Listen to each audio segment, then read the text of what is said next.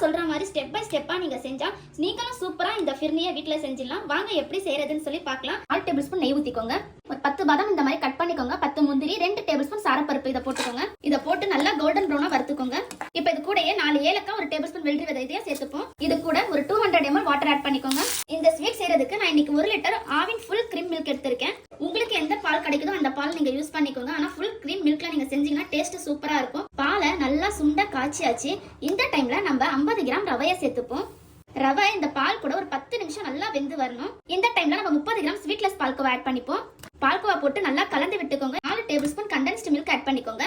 10 பாதாம் ஊற வச்சு தோல் எடுத்துட்டு இந்த மாதிரி பேஸ்ட் அரைச்சு எடுத்துக்கோங்க. நான் இன்னைக்கு 100 கிராம் சர்க்கரை எடுத்திருக்கேன். 1 லிட்டர் பாலுக்கு 100 கிராம் சர்க்கரை கரெக்டா இருக்கும். இப்ப கடைசியா நான் 3 டிராப் பாதாம் எசன்ஸ் சேர்க்கிறேன். பாருங்க நம்ம ஃபிர்னி சூப்பரா ரெடி ஆயிடுச்சு.